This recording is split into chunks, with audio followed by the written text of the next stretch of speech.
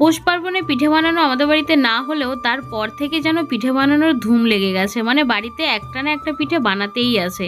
তো আজকে রাত্রেবেলাও বানানো হয়েছিল এই যে একটুখানি কুলি পিঠে। তবে সত্যি কথা এত পরিমাণে বাজে হবে বানানোটা ভাবতেই পারিনি। জানি না কেন এরকম হয়েছে, তবে পিঠেগুলো সত্যি কথা একেবারেই বাজে হয়েছিল বলে আমি কিন্তু খেয়ে টেস্টও করে দেখিনি কে স্বাদটা কেমন হয়েছে।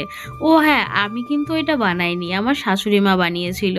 যাই হোক, তো এটা তার পরের দিন, মানে এটা আজকের ভিডিও রবিবারের দিন সকালবেলা থেকে ভিডিওটা মনে হলো তোমাদের সাথে একটু শেয়ার করি, ওই জন্য ভিডিওটা এখন অলমোস্ট সকালের প্রত্যেকটা কাজ হয়ে গেছে, মানে স্নান পুজোটা কমপ্লিট হয়ে গেছে। আর এখন এই যে সবজিটা কুটে নিচ্ছে। তবে আজকে ভেবেছি একটুখানি বাইরে রান্না করব। কালকেও করেছিলাম, তোমাদের সাথে তো শেয়ার করিনি। ওই যে তোমাদের বললাম আগের ভিডিওতে কি আমার মনুসোনাকে খুঁজে পাচ্ছি না বলে, সত্যি কথা মন মানসিকতা একেবারেই ভালো নেই। আর এই ভিডিওতে কিন্তু আমি ওই কথাগুলোই বলছিলাম যে আমার মনুকে কে বা কারা মেরে ফেলেছে বা কোথাও হারিয়ে গেছে। সত্যি কথা বলতে প্রচুর পরিমাণে এখনো পর্যন্ত আমার মনটা খারাপ লাগছে। আসলে কি জানো তো, জন্মটাই তোর আমার বাড়িতেই হয়েছে, মানে 11 মাস হয়ে গেছে ও আমার কাছেই ছিল। আর নিজের সন্তানের মতো আমি ওকে আগলে রাখতাম। ও কিন্তু আমার সাথে এতটা পরিমাণে জড়িয়েছিল কি আর বলবো। জানি না কি হয়েছে, কোথায় আছে, যদি ফিরে আসে তাহলে তো খুবই ভালো, আর না আসলে তো আর কিছুই করার নেই। সবজিগুলো কুটে নিয়ে চলে এসেছে। এই যে বাইরের আমার উনুনটা দেখেছো, অনেকটাই অদ্ভুত তাই না? এই উনুনটাই কিন্তু আমরা এবারে শীতে পিকনিকটা করেছিলাম, তারপর আর আমি ভাঙিনি। মানে ওই যে ইটটা দিয়ে কোনো রকমের রেডিমেড একটা উনুনের মতো বানিয়ে নিয়েছিলাম। তবে হ্যাঁ, উনুনটা যেমনই দেখতে হোক না কেন রান্নাটা কিন্তু দারুণ হয়। এত পরিমাণে আগুন জ্বলে চারিপাশ দিয়ে, দেখতেই পারছো তোমরা সেটা, যে রান্নাটা কিন্তু ঝটপট করে হয়ে যায়। যদি সবজিগুলো একেবারে কেটে নিয়ে বসা যায়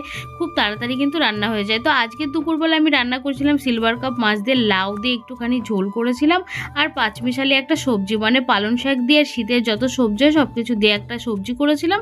আর একটা মাথা রেখে দিয়েছিলাম, ওটা দিয়ে হচ্ছে টমেটো, কাঁচা টমেটো রান্না করেছিলাম। শীতের দিনে কিন্তু বাইরে এইভাবে উনুনে বসে রান্না করতে বেশ ভালোই লাগে। তবে ওই যে একটা জিনিসে আমার খুবই অস্বস্তি লাগে, এই যে কড়া আর হাঁড়িটা হয় না এগুলো মাজতে, মানে কালিটা এমন ভাবে জড়িয়ে যায় যে নিজের হাতে পায়ের চেহারা দেখলে পরে নিজেরই ঘেন্না লাগে। তবে কি বলো তো, ভেবেছি এবার শীতের কটা দিন বাইরেই রান্না করব। কারণ কি জানো তো, বাইরে যে আমার বাড়ির যে বেড়াটা আছে না, ওই বেড়াটা মানে পুরনো বেড়াটা ভেঙে দেওয়ার পরে অনেকগুলো কাঠ বেরিয়েছে। তো ভাবলাম ওই কাঠগুলো তো থাকলে পরে এমনিতেই সামনে বর্ষাকাল আসবে, মানে গরমকাল, মানে বৃষ্টি তো হবেই, তো তখন ওগুলো নষ্ট হয়ে যাবে। যার জন্য ভেবেছি শীত থাকতে থাকতে ওগুলোকে এই বাইরে বসেই রান্না করে পুড়িয়ে ফেলবো।